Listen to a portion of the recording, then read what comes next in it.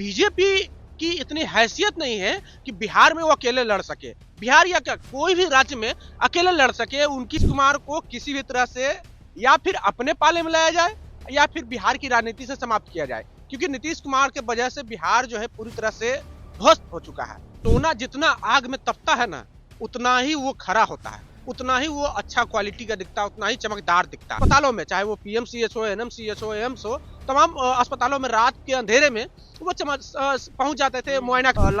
राहुल गांधी आए पटना, वो संविधान पे चर्चा तो एक औपचारिक बात है, पर मेन विजन ये है कि किसी भी तरह से 2025 विधानसभा चुनाव को भारतीय जनता पार्टी को साफ कर देना। बहुत कम उम्र में इतना बड़ा मुकाम हासिल किए लालू प्रसाद यादव भी उस उम्र में नेता प्रतिपक्ष नहीं बन पाए थे, बिहार के इतने बड़े नेता नहीं बन पाए थे जिस तरह से तेजस्वी यादव बने हैं।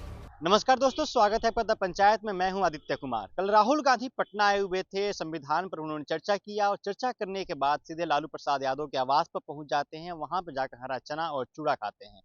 तो अब बातचीत करते हैं अपने साथी पंकज मलिक से और जानते हैं कि 2025 का विधानसभा चुनाव है, क्या कुछ समीकरण बन रहा है और किन किन मुद्दों पर राहुल गांधी ने कल लालू प्रसाद यादव से चर्चा किया। बातचीत करते हैं। पंकज, क्या हाल चाल है? सब बढ़िया।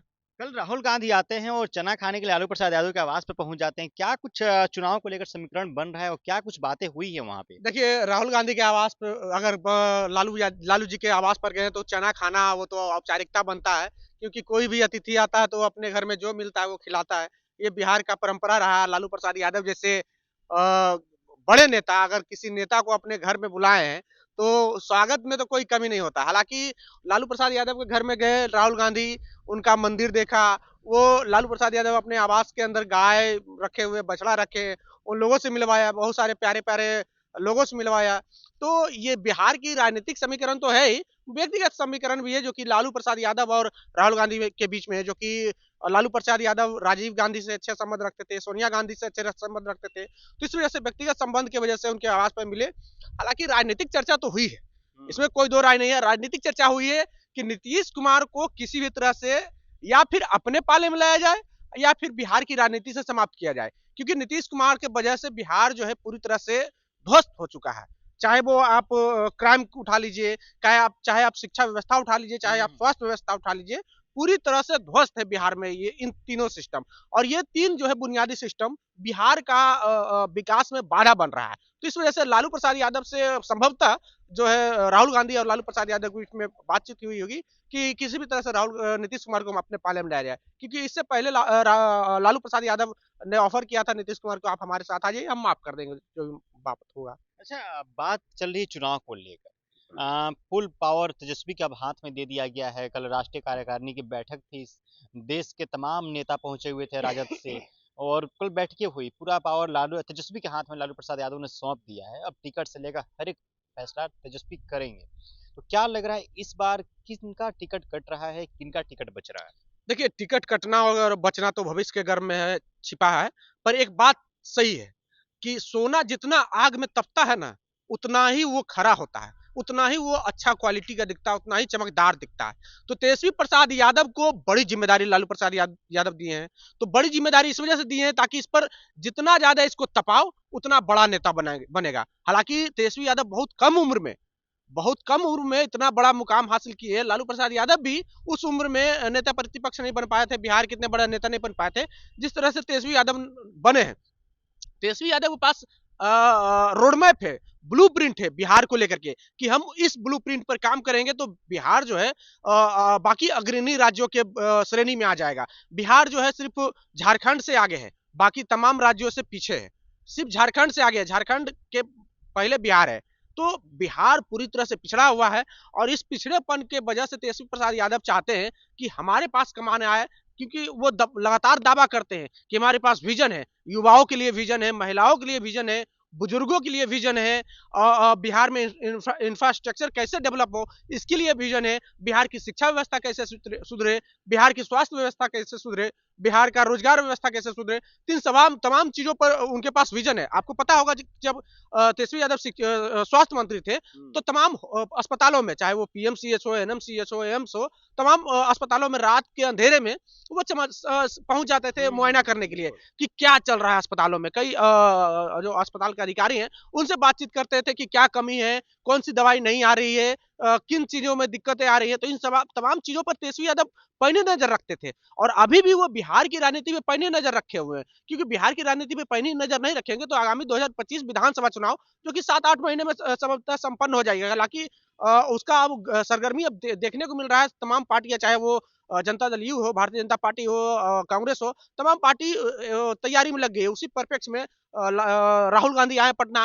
वो संविधान पे चर्चा तो एक औपचारिक बात है, पर मेन विजन ये है कि किसी भी तरह से 2025 विधानसभा चुनाव को भारतीय जनता पार्टी को साफ कर देना है बिहार से। और बिहार ही एक ऐसी स्टेट है जहां पर भारतीय जनता पार्टी सबसे कमजोर है, सबसे लाचार है, सबसे मजबूर है। तो भारतीय जनता पार्टी को यहां पर समाप्त करना मतलब पूरे देश में एक मैसेज आना देना कि भारतीय जनता पार्टी अब पूरे देश से अब समाप्त हो रही है। लेकिन पंकज, बात तो ये भी है ना कि भारतीय जनता पार्टी भी 225 सीटें जीतने की दावा कर रही है।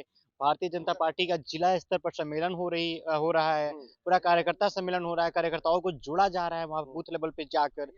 225 सीटें जीतने की दावा की जा रही है। तो आपको क्या लगता है कि भारतीय जनता पार्टी इसमें सफल होगी या राजद सफल होगी? देखिए, 225 सीटें जीतने की बात कर रहे हैं आप, तो आपको पता है लोकसभा चुनाव में नारा दिया गया था अब की बार 400 पार। अब विधानसभा चुनाव में नारा दिया जा रहा है बिहार में कि अब की बार 200 पार। तो बीजेपी की इतनी हैसियत नहीं है कि बिहार में वो अकेले लड़ सके। बिहार या क्या कोई भी राज्य में अकेले लड़ सके, उनकी बीजेपी की इतनी हैसियत नहीं है। वो जब भी सवार होगी तो नीतीश के नैया पर सवार होकर के ही सत्ता में आएगी। बीजेपी की इतनी हैसियत नहीं है। नीतीश कुमार को लेकर के एक परसेप्शन क्रिएट किया जा रहा है कि नीतीश कुमार संतुष्ट नहीं है एनडीए के साथ, मतलब खुश नहीं है। तो वाकई में संतुष्ट नहीं है नीतीश कुमार एनडीए के साथ, क्योंकि नीतीश कुमार की नाराजगी किस वजह से है। आपको पता है कि नीतीश कुमार एक सेकुलर छवि के नेता जाने जाते हैं, पूरे देश में सेकुलर छवि। वो किसी का अपमान नहीं करते, चाहे हिंदू हो, मुस्लिम हो। इन तमाम चीजों को लेकर के वो नफरती एजेंडे को लेकर के चुनाव में नहीं जाते हैं, बात नहीं करते हैं। पर भारतीय जनता पार्टी के तमाम वो बड़बोले विधायक, चाहे वो हरभूषण ठाकुर बचौल हो, गिरिराज सिंह हो। हरभूषण ठाकुर बचौल ने क्या कहा कि मुस्लिमों का वोटिंग राइट छीन लेना चाहिए। गिरिराज सिंह ने क्या कहा कि जो मुस्लिम अगर आपको एक थप्पड़ मारे तो आप उसे 5 थप्पड़ मारिए। तो इन तमाम चीजों से नीतीश कुमार अब उब चुके हैं। नीतीश कुमार के सेकुलर छवि जो है वो धूमिल हो रहा है। और आपको पता है नीतीश कुमार का एक वोटर मुस्लिम भी है, एक वर्ग मुस्लिम भी है जो अच्छी खासी संख्या में वोट करता है। तो कई मामले हैं जिससे मुस्लिम समुदाय के वोटर जो है नाराज हो गए नीतीश कुमार से। नाराजगी का वजह है वक्फ बोर्ड अधिनियम, यूसीसी कानून। जिस तरह से भारतीय जनता पार्टी के नेता बड़े बयान देते रहते हैं, मुस्लिमों के खिलाफ जहर उगलते रहते हैं, तो नीतीश कुमार की पार्टी कुछ बोलती नहीं है। तो इस वजह से मुस्लिम वोट जो है अब नीतीश कुमार से छिटक रहा है। अब वो कांग्रेस और राष्ट्रीय जनता दल के तरफ शिफ्ट हो रहा है। तो नीतीश कुमार को ये डर सता रहा है कि अगर ये जो मेरा कोर वोटर है, मुस्लिम, महिला, दलित, अति पिछड़ा, ये जो कोर वोटर अगर छिटक जाएगा, तो पिछली बार 2020 चुनाव में तो मेरा 43 सीट आया था। अगर ये छिटक जाएगा तो 13 सीट भी नहीं आएगा। तो इस वजह से डर उनको सता रहा है। अच्छा, जो रेवड़िया बांटने की बात चल रही है बिहार में, 200 यूनिट बिजली मुफ्त कर देंगे, माई बहन योजना का 2500 रुपया देंगे, वृद्धा पेंशन बढ़ा देंगे, ये सब की बातें चल रही थी। इससे जनता में कितना मतलब विश्वास पैदा हो सकता है? देखिए, जनता में तो विश्वास पैदा हो गया, क्योंकि जिस तरह से तेजस्वी यादव ने कहा था कि हम 10 लाख नौकरी देंगे, 17 महीने की सरकार में 5 लाख नौकरी दे दी। तो तेजस्वी यादव के प्रति एक विश्वास जगा है जनता में। अब तेजस्वी यादव कहें कि हम 200 यूनिट बिजली फ्री करेंगे। बिजली वाला मामला जो है बिहार में सबको परेशान कर रहा है, स्मार्ट मीटर। तो जनता में एक मैसेज जा रहा है कि तेजस्वी यादव वादा किए तो कहीं ना कहीं वो पूरा करेंगे। महिलाओं को कहा, उनका कहना है कि हम 2500 रुपया देंगे पर मंथ। ये जो कॉन्सेप्ट है वो झारखंड से उठाया गया है। जिस तरह से यही कॉन्सेप्ट पे झारखंड में सरकार बनी हेमंत सोरेन की, तो 2500 रुपया दिया जा रहा है। तो तेजस्वी यादव चाहते हैं कि झारखंड वाला जो समीकरण है वो बिहार में भी इम्प्लीमेंट करके हम सरकार में आ सकते हैं। और वृद्ध लोगों को 400 से 1500 रुपया बढ़ाएगा। तो इन तमाम जो एजेंडा है वो तेजस्वी यादव को आगामी विधानसभा चुनाव में बहुत फायदा पहुंचाएगा और सरकार में लाएगी। यही सब एजेंडा। अच्छा पंकज, एक अंतिम सवाल लेते हैं। जानते हैं कल राहुल गांधी ने भाषण में कहा कि जातिगत जनगणना हम फिर से करवाएंगे।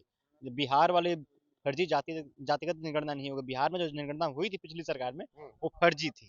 हम फिर से सरकार आती है तो हम करवाएंगे इसको। देखिए, नीतीश कुमार भी बिहार के मुखिया हैं, राहुल गांधी देश के नेता प्रतिपक्ष हैं।